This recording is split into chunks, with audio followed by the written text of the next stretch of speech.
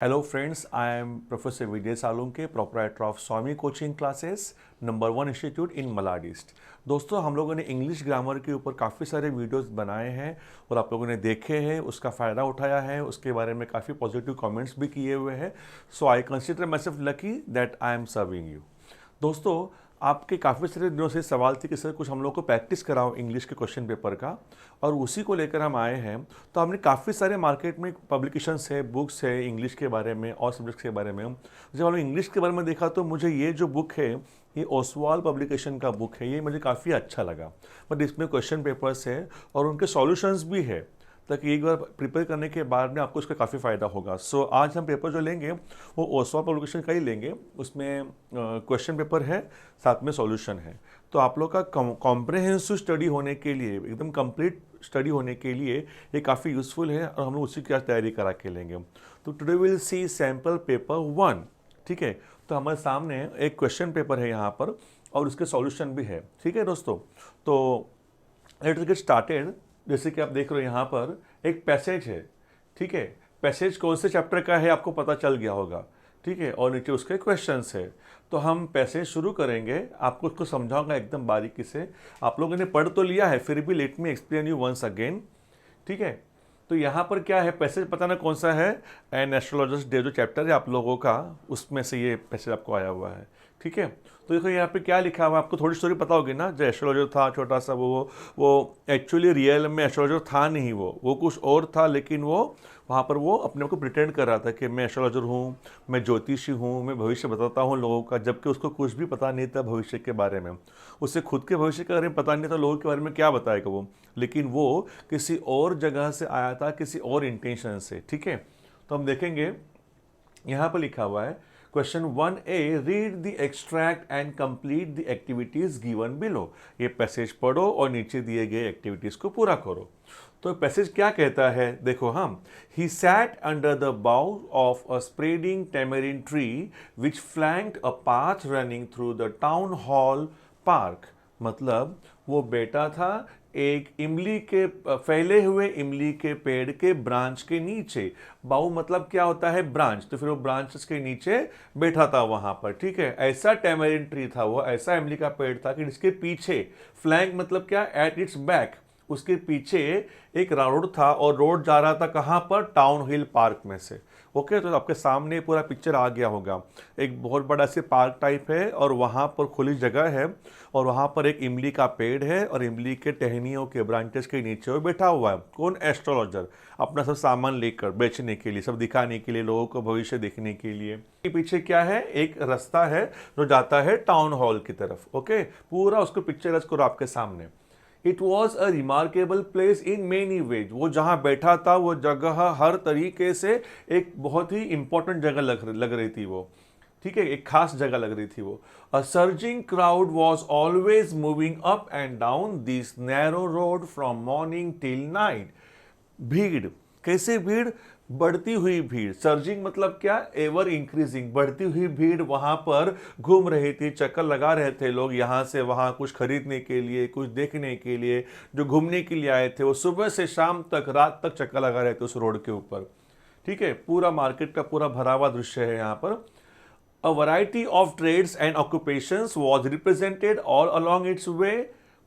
फिर बाद में यहाँ पे फुल स्टॉप है, मतलब वहां पर लोग अपना व्यवहार कर रहे थे, खरीदी बिक्री कर रहे थे, व्यापार कर रहे थे। ठीक है, और यहाँ पर लिखा है medicine, sellers of stolen hardware and junk, magicians, and above all an auctioneer of cheap cloth who created enough din all day to attract the whole town। मतलब यहाँ पे देखो कौन कौन वहां पर बेचने के लिए आया हुआ है। वहां पर दवाइयाँ बेचने वाले, मतलब कौन सी जड़ी बूटी होती है ना गांव की, मतलब जब वो पहाड़ी दवाइयाँ वो बेचने वाले वहां पर है। फिर बाद में sellers of a stolen hardware, मतलब क्या, जो चोरी का माल होता है यहाँ वहां से, चोर बाजार होता है ना अपने मुंबई में, जैसे वहाँ पर भी चोरी का सामान बेचने वाले लोग हैं जो सस्ते में चोरी की चीज़ें बेच रहे हैं। फिर जंक मतलब क्या, भंगार, भंगार बेचने वाला भी वहाँ पर है। फिर बाद में वहाँ पर मैजिशियंस भी है, वहाँ पर जादू का, छोटा मोटा जादू का खेल दिखाने वाले। फिर बाद में, और इनके अलावा वहाँ पर एक चीप कपड़े का ऑक्शनियर भी है। मतलब क्या कि सस्ते कपड़े जो बेचते हैं ना, सेकेंड हैंड वाले कपड़े होते हैं वो, सस्ते दाम में होते हैं, लॉट का माल, लॉट का माल, लॉट का माल, वैसा। तो फिर वो सब वो बेचने वाला भी है, सस्ते कपड़े बेचने वाला, ठीक है। और ऐसा बंदा है कि जो पूरा वहाँ पर शोर शराबा कर रहा है वो अपना माल बेच बेच कर, ठीक है। तो इसकी वजह से आपको पूरा पिक्चर बन रहा है सबके सामने कि मार्केट वो कैसा होगा, कैसी वो जगह होगी, ठीक है। लोग आ जा कर रहे हैं, भीड़ बढ़ रही है, सब अपना सामान बेच रहे हैं, भंगार वाले हैं, चोरी का सामान बेचने वाले हैं, जड़ी बूटी दवाइयाँ बेचने वाले हैं, साथ ही साथ वहाँ पर पुराना जो कपड़ा होता है वो बेचने वाले लोग हैं वहाँ पर। और जो बंदा जो कपड़ा बेच रहा है वो जो जैसे शोर कर रहा है, लेके जाओ रास्ते का माल सस्ते पे, रास्ते का माल सस्ते पे, ठीक है। तो इस तरह से यहाँ पर पूरा ये मार्केट का सीन उन्होंने यहाँ पे क्रिएट किया हुआ है। और जैसे आपको पता है राइटर इसके जो है R.K. नारायण है, वो तो इस पर एक्सपर्ट है उस चीज़ इस तरह के लेसन्स लिखने में, क्योंकि उनके जैसा मेरे ख्याल से आपने शायद ही कोई राइटर को देखा होगा, इंडियन राइटर को, कि जो इस तरह का डिस्क्रिप्शन करता होगा एकदम एक्चुअली एंड एग्जैक्टली, बिल्कुल मेटिकुलसली उनका यहाँ पे डिस्क्रिप्शन होता है। हाँ, जो बंदा जो शोर शराबा कर रहा है, चीख रहा है, लोगों को बुला रहा है अपने माल खरीदने के लिए, ठीक है, कपड़ा बेचने वाला वो। Next to him in vociferousness came a vendor of fried groundnut who gave his ware a fancy name each day. वहां पर उसी के बगल में आता है एक शोर करते हुए, जोर जोर से चीखते हुए, अपने माल को बेचने के लिए जोर जोर से आवाज कर रहा है। कौन? एक वेंडर, विक्रेता। क्या बेचने वाला? फ्राइड ग्राउंडनट, मतलब क्या कि मूंगफली बेचने वाला वहां पर वो आता है उसी के बगल में। और वो भी अपने माल को, अपने सामान को अलग अलग नाम से पुकार रहा है, ठीक है। यहाँ पे देखो क्या लिखा हुआ है वहां पर, फ्राइड ग्राउंडनट, मतलब मूंगफली बेचने वाला वहां पर आता है जिसने अपने माल को नाम दिया है अलग अलग, अपने मूंगफली को उसने नाम दिए हैं अलग अलग लोगों को अट्रैक्ट करने के लिए। देखो यहां पर लिखा हुआ है ही वो गेव हिज वेयर मतलब क्या? अपना सामान, अपना माल, अपने माल को उसने फैंसी नेम दिए हुए हैं, थोड़े से अट्रैक्टिव नेम दिए हुए हैं, जैसे कि Bombay ice cream, Bombay ice cream, Bombay ice cream. कभी बोलेगा बॉम्बे का आइसक्रीम लेके जाओ, खा के जाओ। फिर दूसरे दिन क्या बोलेगा? Daily almond, daily almond. इसको आलमंड नहीं पढ़ना, एल साइलेंट है, बच्चे इसको आलमंड पढ़ते हैं अक्सर, actually should be pronounced as almond. तो डेली आमंड, दिल्ली का बादाम, दिल्ली का बादाम। कभी क्या बोलेगा? राजा डेलिकसी, राजा डेलिकसी, राजा का स्वादिष्ट भोजन, राजा का स्वाद, राजा का स्वाद। इस तरह से मतलब वो बोलेगा। तो फिर मतलब कि वो अपने चीजों को, अपने माल को, अपने मूंगफली को अट्रैक्टिव साबित करने के लिए वो अलग अलग नाम से पुकार रहा है, ठीक है। And so for, so on and so for, मतलब क्या? इत्यादि, एटसेट्रा, ठीक है। आगे बोलता है पीपल फ्लॉक टू हिम, लोग उसके पास पूरा भीड़ करके आते थे आप उसकी चीज़ें खरीदने के लिए, कि हाँ मतलब मूंगफली बेच रहा है कि क्या बेच रहा है करके। वो इस अट्रैक्टिव तरीके से वो बोल रहा है कि लोग उसके पास आएंगे ही आएंगे करके, ठीक है। तो यहाँ पर people flock to him, flock मतलब क्या? पूरा ग्रुप बना के आना, ठीक है। A considerable portion of this crowd dallied before the astrologers too, और इस भीड़ का काफ़ी बड़ा हिस्सा उस एस्ट्रोलॉजर के सामने भी मंडरा रहा था, घूम रहा था। जो हमारा इस जो मेन कैरेक्टर जो है इस स्टोरी का, जो एस्ट्रोलॉजर जो है, उसके दुकान, उसने सामान रखा था वहाँ पर अपना ज्योतिष भविष्य का दिखाने वाला, तो उसके सामने भी काफ़ी सारे लोग चक्कर मार रहे थे, ठीक है।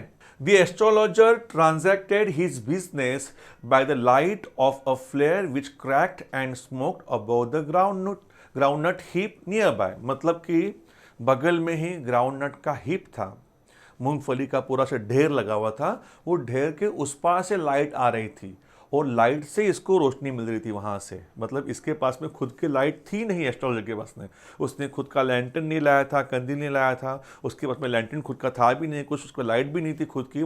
तो वो अपना काम कैसे चला रहा था? वो मूंगफली के ढेर के उस पार से थोड़ी सी वहाँ से लाइट आ रही थी और वो इसका सामान दिखा रही थी। और वैसे भी थोड़ा सा इसको अंधेरा ही चाहिए था, इसे भी पूरा उजाला चाहिए नहीं था, क्योंकि देखो याद रखो कभी भी अक्सर ज़्यादातर जो गलत काम होते हैं वो अंधेरे में ही होते हैं, तो उसे अंधेरा ही चाहिए था ताकि वो अपना गलत काम कर सके। गलत काम क्या है? भविष्य बताना का ये जो प्रोफेशन है ये उसका नहीं था, वो कुछ और बंदा था, लेकिन वो यहाँ पर झूठ झूठ लोगों को फंसा रहा है, इसके लिए उसको अंधेरे में ही बैठना उसके ज़्यादा उसके लिए फ़ायदेमंद था, ठीक है। तो इसकी लाइट भी नहीं थी खुद की, तो दूसरे की लाइट लेकर वहां से देखकर वो अपना काम चला रहा था। Astrologer transacted his business by the light of a flare which crackled and smoked up above the groundnut heap near by, नज़दीक के ही मूंगफली के ढेर से वहां से लाइट आ रही थी और वो देख रहा था, अपना सामान बेच रहा था, अपना जो काम कर रहा था वहां पर, ठीक है। Half the enchantment of the place was due to the fact that it did not have the benefit of municipal lighting। और उस एरिया का सबसे मेन तो अट्रैक्शन ये था, उसकी स्ट्रॉन्ग बात तो ये थी कि वहाँ पर म्यूनिसिपैलिटी का लाइट नहीं था, क्योंकि वो जगह जो थी वो गवर्नमेंट की रिकॉग्नाइज नहीं थी, वो सब इलीगल चल रहा था वहाँ पर सामान बेचने का काम। तो इसके लिए वहाँ पर गवर्नमेंट ने लाइट प्रोवाइड नहीं किया था, तो इसके लिए एक तो अंधेरे में काम हो रहा था, तो यहाँ वहाँ से मांग मांग के उनका लाइट का काम हो रहा था। We did not have the benefit of municipal lighting, government lighting. The place was lit up by shop lights. One or two had hissing gas lights. कुछ लोग शॉप लाइट्स, जहाँ से जो बड़े बड़े दुकानें थे बाहर और उस पार्क के बाहर, वहाँ से थोड़ी सी रोशनी आ रही थी कुछ लोगों के पास में। कुछ लोगों ने छोटा मोटा सा गैस का दिया लाया था, उसमें से उनको रोशनी मिल रही थी। Some had naked flares stuck on poles. कुछ लोगों ने क्या किया था, अगल बगल में जो पोल थे, जो खंबे थे, उन्होंने वहाँ पर ऐसे, वहाँ पर वो मशाल जलाते ना वो आग का, वैसे वो जला के रखा था, उसमें से उनको रोशनी आ रही थी। Some were lit up by old cycle lamps. कुछ लोगों ने साइकिल लैम्प से थोड़ा रोशनी उनको मिल रही थी। And one or two like the astrologer manage without lights of their own. और एस्ट्रोलॉजर के जैसे कुछ एक दो लोग थे जिनके पास में खुद का लाइट था नहीं, तो वो लोग वैसे ही चला रहे थे अपना काम। It was a bewildering crisscross of light rays and moving shadows। मतलब वहां पर जो लाइट जो आ रही थी ना, वो bewildering crisscross, मतलब सीधी लाइट नहीं थी, ऐसी लाइट आ रही है, ऐसी लाइट आ रही है, तो फिर वो क्रिस हो रहा है, पूरा कंफ्यूजन ऐसा लग रहा है पूरा वो, ठीक है। और वो इसके लिए मतलब, और उनके लिए तो फायदे का ही है, उनको तो गलत काम करना है वहां बैठकर, तो इसके लिए वहां पर जो लाइट कम आ रही थी, जो क्रिस लाइट था, उनके लिए वो अच्छा था वो एस्ट्रोलॉजर के लिए। This suited the astrologer very well for the simple reason that he had not in the least intended to be an astrologer when he began life. देखो, ये तो उसके लिए फ़ायदे का ही था, लाइट कम होना या फिर खुद की लाइट ना होना, क्योंकि वो जो खुद एस्ट्रोलॉजर बनने का नाटक कर रहा था, वो एक्चुअली उसका वो प्लानिंग था ही नहीं एस्ट्रोलॉजर बनने का लाइफ में शुरुआत से ही, ठीक है। तो उसके लिए अपना काम करने के लिए कम लाइट होना अच्छा ही था उसके लिए। And he knew no more of what was going to happen to others than he knew what was going to happen to himself next minute. और उसको खुद के बारे में, खुद के अगले पल में क्या होने वाला है बिल्कुल पता नहीं था, तो लोगों के बारे में क्या जान पाएगा वो। तो बस लोगों को किसी भी तरह से झूठ बहला फुसला कर बता देता था और लोग उसकी बातों को सच मानते थे, ठीक है। ये इसका स्टोरी है, ये पैसेज का। I hope you understood. अब हम देखेंगे इसके क्वेश्चन आंसर, ठीक है। पहले को ट्रू एंड फॉल्स है। Read the following sentences and state whether they are true or false, और जो रॉन्ग है उनको आपको करेक्ट करके लिखना है। दोस्तों, फर्स्ट क्वेश्चन है, the sellers of stolen hardware and junk were the loudest in shouting to attract the customers. देखो, सबसे जोर जोर से चीखने चिल्लाने वाले कौन थे? चोरी का सामान बेचने वाले और भंगार बेचने वाले। जबकि नहीं, चोरी का सामान और भंगार बेचने वाले जोर से नहीं चीख रहे थे, चिल्ला रहे थे। चिल्ला रहा था कौन? मूंगफली वाला चिल्ला रहा था, कपड़े वाला चिल्ला रहा था, है ना। वो चीप कपड़ा वाला चिल्ला रहा था, मूंगफली वाला चिल्ला रहा था। देखो यहाँ पे है, देखो यहाँ पर, an auctioneer of cheap cloth who created enough din all day to attract the whole town and next to him in vociferousness, है ना। मतलब चीखते हुए कौन आया? मूंगफली वाला आया। तो ये लोग चीख नहीं रहे थे, ये लोग ने बस वहां पर इस तरह से सामान रखा था कि पूरा इनफ डीन मतलब क्या, पूरा कंफ्यूजन, पूरा केओस बन गया था वहां पर सब चीजों का, ठीक है। तो फिर ये क्या है? ये फॉल्स है। ये लोग चीख चिल्ला नहीं रहे थे लोग। They created enough din all day to attract the whole town. अब ये देखो, the pathway running through the town hall wasn't lead by the municipal lighting. Correct, क्योंकि जो रास्ता जा रहा था वहां से उसके पे बिल्कुल लाइट नहीं थी। True. The astrologer manage to light he shop with naked flare stuck on poles. नहीं, एस्ट्रोलॉजर को लाइट कहाँ से मिल रही थी? जो खंबे पे लगे हुए मशाल से मिल रही थी क्या लाइट? तो नहीं, उसके पास लाइट खुद की भी नहीं थी और ना ही वहां से मिल रही थी। He transacted his business without any lights of his own. जो भी लाइट मिल रही थी वो कहां से मिल रही थी? मूंगफली के ढेर के उस पर थोड़ा सी लाइट थी, वहां से उसको लाइट आ रही थी, है ना। तो पोल पे लगे हुए मशाल से उसको लाइट नहीं मिल रही थी, मतलब ये फॉल्स है। अगला देखो क्या है, और याद रखना आपको, फॉल्स आंसर जो होंगे उसका आप लोग को करेक्शन करके लिखना पड़ेगा एग्जाम में, उन्होंने ऊपर कहा है वैसा, ठीक है। अभी देखो थर्ड क्वेश्चन क्या है, फोर्थ क्वेश्चन क्या है। It suited him well because he could foretell future with a high level of accuracy. ये उसके लिए अच्छा था लाइट कम होना, ताकि वह सामने वाले का भविष्य सब अच्छे से बता सके। तो ये भी क्या है, फॉल्स है, क्योंकि it suited him well because he had not in the least intended to be an astrologer, क्योंकि वो खुद एस्ट्रोलॉजर बनना नहीं चाहता था, वो एस्ट्रोलॉजर था नहीं, इसके लिए उसके लिए लाइट कम होना अच्छी बात थी, है ना कि भविष्य बताने के लिए सही। हम अभी आगे जाएंगे। Rearrange the following statements in the order in of their occurrence. जैसे जैसे सेंटेंस आए हैं पैसेज में, उनके सीक्वेंस में आपको वो लिखना है। तो you can read through the passage and you can write it down on your own. Okay, हम आगे जाएंगे। ये देखो अभी क्या है, guess read the following sentences and write down what these sentences mean. A considerable portion of this crowd dallied before the astrologer too. मतलब जो भीड़ थी, भीड़ में से काफी सारा हिस्सा भी इसके सामने भी मंडरा रहा था, है ना। उसका मीनिंग ये है ना, a huge crowd talked in a superficial way in front of the astrologer too. उसके सामने भी वो लोग यहाँ पे चक्कर लगा रहे थे, घूम रहे थे, बातें कर रहे थे। इसका मीनिंग ये होता है। And he knew no more of what was going to happen. यहाँ पे to happen थोड़ा सा टाइपिंग मिस्टेक है, समझ लो, forgive us. To happen to others than he knew what was going to happen to himself next minute. मतलब ये होता है, he did not have the least idea of what is going to happen to others in future, nor did he know that what was going to happen to him in his future. उसके खुद के बारे में भी उसके भविष्य बताए तो फिर लोगों के बारे में क्या बता पाएगा वो। इसका मीनिंग ये होता है, ठीक है। लाइन्स का मीनिंग आपको पता होना चाहिए। इसके लिए हर एक चैप्टर को समझने के लिए आप उसके वीडियोस देख लो यूट्यूब के ऊपर, काफ़ी इसका फ़ायदा होगा आप लोग को। बच्चे मुझे अक्सर पूछते थे कि सर इंग्लिश की पढ़ाई कैसी करनी है, क्या करना होगा। हम लोग OCE को अकाउंट्स कर लेते हैं, लेकिन इसमें कैसे करना होता है। तो ऑलवेज कीप इन माइंड, आप लोगों को लेसन समझना चाहिए, और लेसन के लिए आप लेक्चर अटेंड करो क्लास के अंदर, कॉलेज के अंदर। अपार्ट फ्रॉम दैट आपको उसकी वीडियो देखने पड़ेंगे, और वीडियो देखने के बाद में you understand the whole chapter. Suppose some people in your family consult an astrologer before taking any decision in their lives, describe your reaction to their superstitions and suggest some ways to eradicate this from our society. मतलब ये आपका personal response का question है। अक्सर बच्चे personal response के question को skip कर देते हैं कि मुझे नहीं आ रहा है, क्या लिखूँ, इतना पता नहीं है। लेकिन याद रखो, कभी भी ई क्वेश्चन जो होता है इस तरह का पर्सनल रिस्पॉन्स का क्वेश्चन, इसे छोड़ना मत। आज के बाद में आपके मन में पर्सनल रिस्पॉन्स जो भी आएगा मन में, वो लिखने का ट्राई करो। एटलीस्ट 4 सेंटेंस भी लिखोगे ना, आपको उसके मार्क्स मिलते हैं। See, examiners want to give you marks, they don't want you to fail in the exam. They also are human being. They care for you, but only you must give them opportunity to give you marks.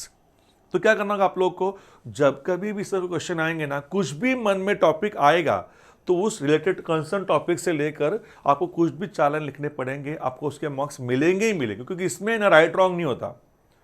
It's not like grammar और accounts और maths कि जिसमें right wrong हो सकता है, इसमें ऐसे नहीं होता। आपके मन में जो भी सेंटेंस आएंगे उसके बारे में 4 सेंटेंस लिख लो, आपको मार्क्स पक्के मिलेंगे। I give you my word, ठीक है। बाकी उसको स्किप नहीं करना, कुछ भी लिखो, आपका मार्क्स उसके मिलेंगे ही मिलेंगे, ठीक है। But it should be about the topic, कुछ भलता ही मत लिखो, Rakesh Sawant and Karuna Kapoor and all, topic से जुड़ा हुआ होना चाहिए, ठीक है। अब देखो ये क्या है, अगर आपकी फैमिली से कोई भी व्यक्ति अगर जाता है भविष्यवाणी देखने के लिए ज्योतिषी के पास में, तब आपका रिएक्शन क्या होगा, तो आपको क्या लगता है। तो देखो, हाँ, I have always observed the elders of my family consulting astrologers before taking any major decision in their lives.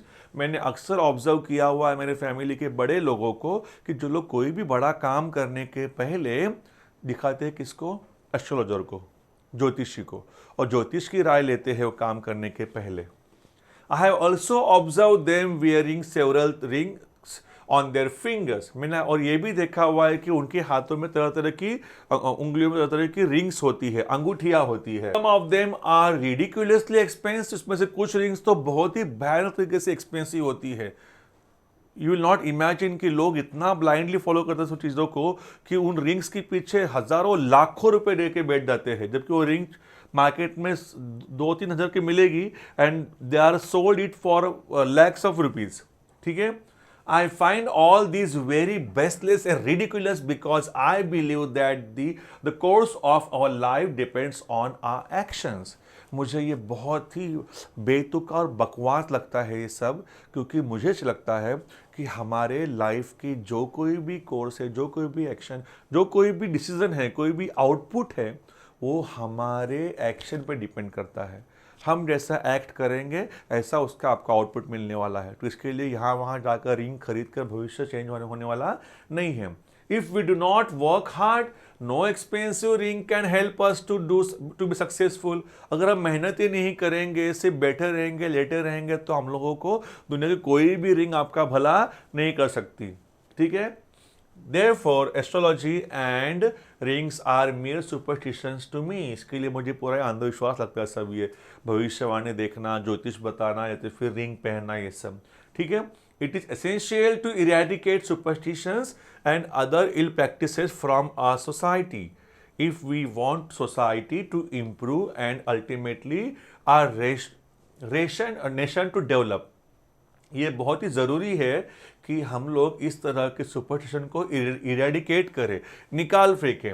And इस तरह की जो चीज़ें हैं हम लोग जो करते हैं, इल प्रैक्टिसेस जो करते हैं, गलत जो चीज़ें फॉलो करते हैं, वो सबको बंद कर देना चाहिए, ताकि हमारा देश जो है, हमारा जो समाज जो है वो डेवलप हो सके, विकसित हो सके। देखो दुनिया में जो भी कंट्रीज़ है जो वेल डेवलप्ड है, ऑल दो स्कैंडिनेवियन कंट्रीज़, फिर अमेरिका या तो फिर और भी Australia, Luxembourg, Iceland, Norway, Denmark, Sweden, ये सारे कंट्रीज जो है ये डेवलप्ड है क्योंकि इनमें ऐसे लोग हैं जो यूजुअली रेशनल थिंकिंग रखते हैं।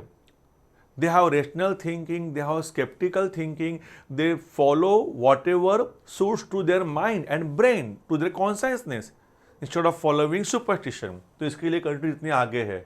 ठीक है। तो हम लोगों को भी यही करना है, हम लोग को ये सब चीज़ों को फॉलो नहीं करना है, हम लोग को जो हमारे दिमाग को सही लगे वही फॉलो करना है। Education plays an important role in it. The rational approach, यहाँ पर रेशनल होना चाहिए, नॉट कि नेशनल। तो यहाँ पर आर समझो आप लोग, this is R. Rational approach of looking at everything can be imbibed among the students right from their schooling so that they will spread it and become a responsible citizen. इस तरह का जो approach है, rational approach मतलब क्या है? Practical approach. बिल्कुल बायस नहीं होना चाहिए, नहीं पार्शियलिटी नहीं होनी चाहिए। जो भी रहेगा अपने मन में, अपने दिमाग को सही लगता है उसी को फॉलो करना होता है, रेशनल अप्रोच। तो वो हम किसी बच्चे में कब इम्बाइब कर पाएंगे, कब डाल पाएंगे? अगर वो बच्चा स्कूल में जाएगा और जाके पढ़ेगा तो उसके अंदर वो अच्छी अच्छी थॉट्स आएंगे, अच्छा उसको नॉलेज मिलेगा, फिर बाद में वही नॉलेज वो यहाँ वहाँ जाकर फैलाएगा और फिर हम will become a good citizen, responsible citizen. ठीक है दोस्तों, ये very good, it's very useful lesson. देखो language study, grammar, as I told you, grammar आप लोगों को 8 से 10 मार्क्स के लिए आता है पूरे पेपर भर में। तो आपको उसको करने के लिए हम लोगों ने यूट्यूब के वीडियो बनाए ग्रामर के, जितने भी IMP ग्रामर है, we have made videos on that so that you can watch them and get good marks in the board.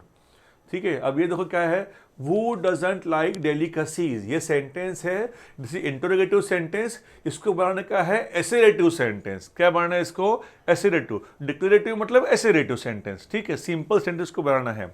अब इसका देखो क्या मीनिंग होता है, who doesn't like delicacies, स्वाद भरे भोजन किसे पसंद नहीं है? इसका मतलब क्या होता है, स्वाद भरे भोजन सबको पसंद है। ठीक है, स्वादिष्ट चीजें सबको पसंद है। तो इसका मतलब क्या असर आएगा, एवरीवन लाइक डेलिकेसीज। क्या आएगा इसका answer? Everyone likes delicacies. Don't like delicacies, तो इसका आंसर क्या आएगा? Everyone likes delicacies. मतलब मीनिंग भी सेम रह गया, मीनिंग भी चेंज नहीं हुआ और हमारा सेंटेंस बन गया एसेरेटिव। ठीक है, ऐसे बोलते हैं ना, जैसे कि आखिर में बोलते ना, टेस्टी फूड किसे पसंद नहीं है, मतलब क्या है, टेस्टी फूड सबको पसंद है, वैसा। ठीक है। अब ये देखो क्या है, many promises have been given in spite of the drawbacks. अब यहाँ पे क्या करना आप लोग को, फ्रेम WH टाइप क्वेश्चन बनाना आप लोग को। यहाँ पर ऐसा क्वेश्चन बनाना है कि जिसमें अंडरलाइन किया हुआ हिस्सा जो है ना वो आंसर बने। अब यहाँ पे अंडरलाइन इसको किया हुआ है, एक्चुअली ना आप इसको थोड़ा सा करेक्शन करेंगे हम इसको, ये अंडरलाइन इसको नहीं किया हुआ है, समझो, अंडरलाइन इसको किया हुआ है, मेनी प्रॉब्लम्स को। इसको अंडरलाइन किया हुआ है और आगे लिखा हुआ है have been given in spite of the drawbacks. अब आपको ऐसे क्वेश्चन बनाना है कि आंसर ये आएगा, मेनी प्रॉमिस आएगा। तो याद रखो, जब भी फर्स्ट वर्ड को, सब्जेक्ट को अंडरलाइन किया होगा, तब आपको बहुत ही खुशी की बात यह है कि आपको बस उसको हटाकर आपको व्हाट या तो फिर वो लिखना होगा। अगर नॉन लिविंग चीज है तो व्हाट लिख दो, और नॉन लिविंग कोई पर्सन है तो वहां पर वो लिख दो। अब देखो यहां पर क्या है, मेनी प्रोमिसेस, ये तो नॉन लिविंग है ना, फिर यहाँ पे व्हाट आ गया। फिर बाकी आगे वैसे कैसे लिखना आप लोग को, what have been given in spite of the drawbacks, आगे क्वेश्चन मार्क आएगा। What have been given in spite of the drawbacks, और आगे क्वेश्चन मार्क आना ही चाहिए। ठीक है, ये आपका आंसर बन गया। मैंने कहा ना आपको थोड़ा सा ये जो है ना ब्लैक वाला यहाँ पे अंडरलाइन नहीं किया हुआ है, समझो कि अंडरलाइन इसको किया हुआ है। ठीक है, तब जाके आपका आंसर परफेक्ट सही बन रहा है। इट वॉज बाय मिस्टेक, यहाँ पे अंडरलाइन किया हम लोगों ने, टाइपिंग थोड़ा एरर हो गया यहाँ पर, बट एक्चुअली अंडरलाइन यहाँ पर है, समझो। ओके, रूल क्या बताया मैंने, फ्रेम डब्ल्यू क्वेश्चन के टाइम पर छोटा सा इजी रूल क्या है, जब कभी भी सब्जेक्ट में अंडरलाइन किया रहेगा और कहेंगे कि ऐसा क्वेश्चन बनाओ कि जो ये आंसर बनना चाहिए, frame W H question to get the underline part as an answer, तो फिर क्या बनेगा वहां पर व्हाट देते, फिर वो लिखना पड़ेगा आप लोग को। व्हाट कब लिखेंगे, जब नॉन लिविंग होगा, तब लिविंग होगा तो क्या लिखेंगे वहां पर वो, बाकी आगे वैसे के वैसे लिखना पड़ेगा आप लोग को। इजी रहता है काफी, ठीक है। ऐसा कब इजी वाला कब होगा, जब सब्जेक्ट को अंडरलाइन किया होगा तब, और सब्जेक्ट को अंडरलाइन नहीं किया होगा, किसी और को अंडरलाइन किया होगा ना, फिर वो वीडियो देख लो मेरा, frame W type question to get the underline part as an answer, तो फिर उसमें आपको मालूम पड़ जाएगा। काफी इजी टाइप के ग्रामर का ये, okay, but and question mark आना चाहिए। अब ये देखो क्या है, vocabulary, right the noun form of the following words, नीचे वर्ड्स दिए हैं, इनका नाउन फॉर्म आपको लिखना है। सर्जिंग का नाउन क्या है, सर्ज, मूविंग का movement, manage management, intend intention. ठीक है, बच्चे पूछते कि सर नाउन की कुछ आइडिया है क्या, द बेस्ट सॉल्यूशन इज काफी सारे एग्जांपल्स पढ़ लो, रीडिंग बढ़ाओ, नॉलेज एक्चुअली में इम्बाइब करो, तब जाके आपको नाउन मालूम पड़ेगा। अगर आपको इजी वे तरीका चाहिए तो थोड़ा सा आइडिया सुन लो। नाउन में अक्सर मेंट लगता है, नेस लगता है, एंस लगता है। ठीक है, जैसे कि एंजॉयमेंट, मूवमेंट, एडवर्टीजमेंट है ना, एंटरटेनमेंट, मेंट लग गया, रिचनेस है ना, क्लीनलीनेस, नेस लग गया एंस के टाइम पर, एंट्रेंस, एग्जिस्टेंस। ठीक है, और फिर इसमें और बना कहते हैं शन, एडमिशन, सजेशन। ठीक है, इंटेंशन, ये वर्ड्स लगते हैं तो अक्सर नाउन बनता है यूजुअली। ठीक है, लेकिन ये हमेशा काम नहीं आएगा, लेकिन अक्सर काम आता है आपको ये फॉर्मूला, मेंट, नेस, एंस और शन वाला, तब ये लगाएंगे तो वो वर्ड क्या बन जाता है, नाउन बन जाता है। थोड़ा सा इजी तरीका है, बट हमेशा काम में आपको आएगा से कोई गारंटी नहीं है। ठीक है, कीप दैट इन माइंड। अब हम आगे बढ़ेंगे। ये देखो क्या लिखा हुआ है, ग्रामर है। A variety of trades and occupations was represented all along its way. Rewrite beginning with it. तो फिर आपको जब कभी भी देखो यहाँ ना, ये चेंज द वॉइस है, जब कभी भी ऐसा आता है ना, रिराइट बिगिनिंग विथ इट और लास्ट के वर्ड्स से यहाँ पर आपको है ना सेंटेंस की शुरुआत करने के लिए बोलते हैं ना, वो होता है चेंज द वॉइस। अब देखो यहाँ पर क्या लिखा हुआ है, a variety of trades and occupations was represented. Was represented मतलब am, is, are, was, were, इन पांचों में से कुछ भी एक, और आगे वर्ब का ये थर्ड फॉर्म है, पास्ट पार्टिसिपल, मतलब ये सेंटेंस पैसिव सेंटेंस है, ये पैसिव सेंटेंस है। ठीक है, तो पैसिव सेंटेंस है तो आपको उसका एक्टिव करने के लिए सब्जेक्ट पहला आएगा। तो उन्होंने कहा है ना पहले स्टार्टिंग में क्या लिखो, इट लिखो, तो फिर इट लिख दिया मैंने, यहां पे इट लिख दिया। उन्होंने कहा इट से शुरुआत करो, तो फिर इट लिख दिया मैंने। फिर बाद में वर्ब आएगा, क्वेश्चन में वॉज है ना, फिर देखो वर्ब आएगा। अब इसके लिए आप लोगों को चेंज द वॉइस का मेरा वीडियो देखना पड़ेगा। चेंज द वॉइस की वीडियो में बताया मैंने कि ये कैसा टाइप है, ये सिंपल पैसिव का टाइप है। ये चेंज द वॉइस का 6 टाइप है, सिंपल पैसिव, जिसमें कैसे पहचानते हैं, एम, इज, आर, वॉज, वर, इन पांचों में से कुछ तो एक होगा और आगे वर्ब का थर्ड फॉर्म होगा रिप्रेजेंटेड, मतलब ये सिंपल पैसिव है। इसका फॉर्मूला बोलता है पहले क्या लिखो, पहले ऑब्जेक्ट लिखो जो एंड में है, सब्जेक्ट लिखो जो एंड में है, सब्जेक्ट कौन है एंड में, ईट, वो आगे ले लिया। फिर वर्ब लिखो, वर्ब का प्रेजेंट टेंस की पास्ट टेंस, क्या लिखूं सर मैं, तो देखो यहां पर वॉज है ना, फिर यहां पर वर्ब का पास्ट टेंस आएगा, फिर आएगा रिप्रेजेंटेड। जो नया नया देख रहा है ही विल गेट कंफ्यूज, लेकिन वो वीडियो देखो चेंज द वॉइस का ग्रामर का, फिर यहां पर आ जाओ, you will come to no.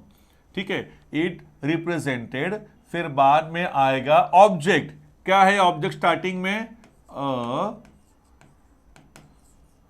Variety of trades and occupations, अभी क्या बचा, all along its way, that's all. ठीक है, ये हो गया आपका आंसर। ठीक है, ये क्वेश्चन था चेंज द वॉइस का सिंपल पैसिव, कैसे पहचाना सर, इसमें am is are was were में से वॉज है और आगे वर्ब का थर्ड फॉर्म है। Grammar can not be done just with the help of your understanding और just by your observations, you will have to literally learn the rules of grammar. आपको grammar के rule learn करने पड़ेंगे। Always it is rightly said in English, memorisation is an important part of English learning, so keep that in mind. कहीं पे आप लोगों को कहीं पे रूल लर्न करने पड़ेंगे। तो यहाँ पे देखो क्या है, सबसे पहले रूल क्या बोलता है वो, आप लोग सबसे पहले लिखो और सब्जेक्ट, सब्जेक्ट कहाँ पर, यहाँ पे सब्जेक्ट था नहीं तो उन्होंने फिर दिया सब्जेक्ट, क्या दिया, ईट लिख दिया। फिर बाद में वर्ब लिखो, सिंपल पैसिव के आंसर का फॉर्मूला है, सब्जेक्ट लिखो, फिर बाद में वर्ब का प्रेजेंट है तो फिर वर्ब का पास्ट टेंस लिखो। तो मैंने यहाँ पे वर्ब का पास्ट टेंस क्यों लिखा, क्योंकि क्वेश्चन में क्या है, वॉज है, इसके लिए मैंने पास्ट टेंस लिखा। फिर लिखो ऑब्जेक्ट जो स्टार्टिंग में रहेगा, पैसिव वॉइस में ऑब्जेक्ट स्टार्टिंग में रहता है, क्या है वो, a variety of trades and occupations, a variety of trades and occupations. ठीक है, फिर बचा हुआ क्या है, ऑल अलोंग इट्स वे। ठीक है, मीनिंग भी कैसा होता है ना, ये वह रिप्रेजेंट करता है अलग अलग ट्रेड्स और ऑक्यूपेशंस की वैरायटी को रिप्रेजेंट करता है अपने रास्ते पर, ये उसका मीनिंग है हिंदी में। ठीक है, अब हम आगे जाएंगे। He had not intended to be an astrologer, उसने एस्ट्रोलॉजर बनने का सोचा नहीं था, उसका इरादा नहीं था, उसका ज्योतिषी बनने का इरादा नहीं था। इंटेंट मतलब क्या, इरादा होना। ठीक है, लेकिन ये सेंटेंस में नॉट है, मतलब ये सेंटेंस निगेटिव है।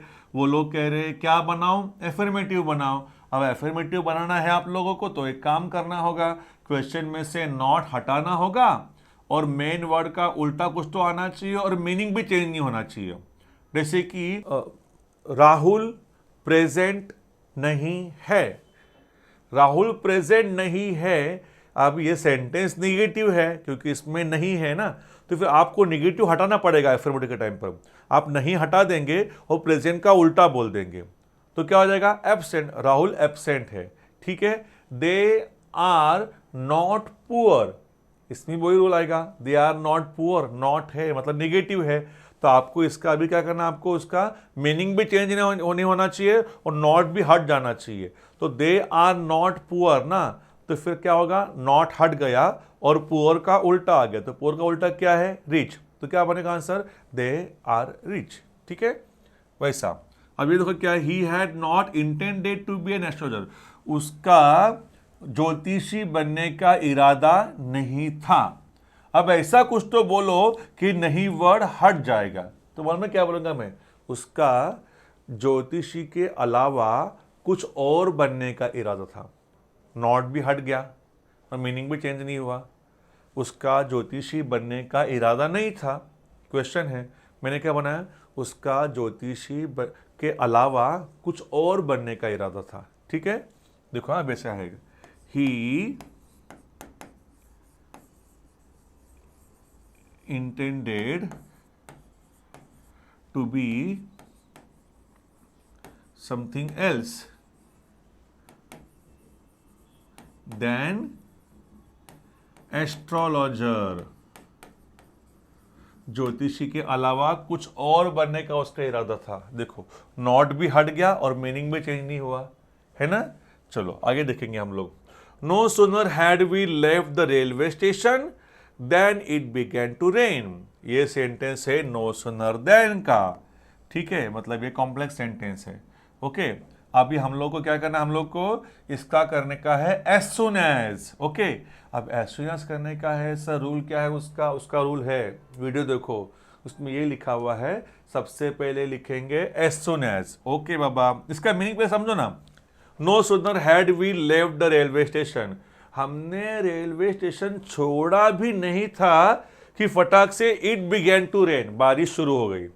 हमने रेलवे स्टेशन छोड़ा भी नहीं था, बाहर आए भी नहीं थे प्लेटफॉर्म से, फटाक से क्या हो गया, बारिश शुरू हो गई। मतलब दो एक्शन हुआ है और दोनों एक्शन एक के बाद तुरंत हुआ है।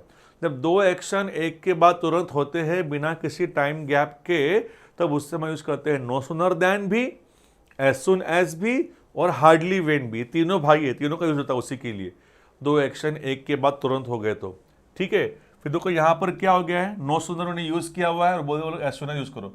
तो एज सुन एज का फॉर्मूला क्या है, सबसे पहले लिखो एज सुन एज। ओके बाबा, लिख दिया। फिर बाद में आएगा सब्जेक्ट, सब्जेक्ट कौन है? फिर बाद में हेल्पिंग कुछ है क्या? हाँ है, हैड। फिर बाद में मेन वर्ब। फिर remaining part of the first sentence, first sentence से क्या बचा हुआ है, द रेलवे स्टेशन। और फिर बाद में इसमें दैन हट जाता है, दैन होता है सिर्फ नोस्नो के साथ में आता है दैन ना, एज सून एज में दैन हट जाएगा। इट बिगैन टू रेन, इस पर भी मेरा वीडियो है, देख लो आप लोग, अपने चैनल पे है। ओके, देखो सबसे पहले रूल क्या है, एज सून एज लिखो। ओके, उसके बाद में फिर सब्जेक्ट लिखो, फिर आई एम सॉरी यहां पर हैड आएगा, माय बैड। ओके, सब्जेक्ट लिखो, फिर हेल्पिंग वर्ब लिखो, फिर मेन वर्ब लिखो, फिर बाद में बचा हुआ पार्ट फर्स्ट सेंटेंस का क्या बचा था, द रेलवे स्टेशन। फिर बाद में सेकंड सेंटेंस लिख दो, it began to rain, then sentence में से हट जाएगा, ये बन गया आपका sentence. As soon as we had left the railway station it began to rain. Okay, so ये आप लोग का बन गया आंसर। ओके, जैसे ही हमने स्टेशन छोड़ा था बारिश शुरू हो गई। ओके, अगला सेंटेंस देखो क्या है, ओहो स्पॉट द एरर, आपको गलती पकड़नी है और सेंटेंस करेक्ट करके लिखना है। Okay, Radha broad pens and distributed them between her 5 children. अब राधा ने पेन्स लाए हैं, अपने 5 बच्चों के बीच में उसने बांट दिए। बच्चे 5 है ना, तो जब सिर्फ 2 की बात होती है ना तब बिटवीन आना चाहिए।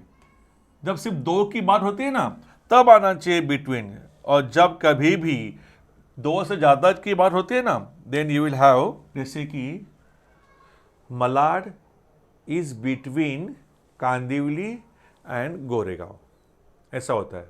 मतलब यहाँ पे 2 स्टेशन हैं, कांदिवली और गोरेगांव, दोनों के बीच में मलाड। ठीक है, माई classroom is between principles office and science laboratory, दोनों के बीच में है ना तो बिटवीन आएगा। और जब बहुत सारे के बीच में रहेगा ना, 2 से ज़्यादा के बीच में, तब उसे बिटवीन नहीं बोलना, उससे में क्या बोलना पड़ेगा आप लोग को, अमंग। ठीक है, AMONG। तो यहाँ पे देखो क्या है, राधा ने पेन लाकर बांटा अपने 5 बच्चों के बीच में, तो 5 बच्चे हैं ना, तो फिर बिटवीन नहीं आएगा, यहाँ पर क्या आएगा, अमंग आएगा। ठीक है, क्योंकि ज़्यादा के बीच में है, ज़्यादा रहेंगे 2 से ज़्यादा, 3 4 5 जितने भी रहेंगे आगे, तो वहाँ पे अमंग आएगा। और 2 रहेगा सिर्फ तो क्या आएगा, यहाँ पे बिटवीन रहेगा। जैसे ऐसे होता है सेंटेंस कि Radha brought pens and distributed between Ram and Raju, तब राम एंड राजू 2 ही है ना, फिर बिटवीन आएगा। ठीक है, लेकिन यहां पर 2 से ज्यादा है। मेरा घर बसा हुआ है पेड़ों के बीच में, my house is situated among green trees, हरे पेड़ों के बीच में, तो ट्रीज ज्यादा है ना बहुत सारे, तो वहां पे अमॉन्ग आ गया। ठीक है, ओके दोस्तों, तो I hope you understood the first passage और उसके क्वेश्चन आंसर। आप लोगों को इतना समझ के रुकना नहीं है, अब कुछ वापस से रिवाइज करना है, और जो भी ग्रामर बताया मैंने, ग्रामर आपको वापस से प्रिपेयर करना है। ठीक है, थैंक यू सो मच।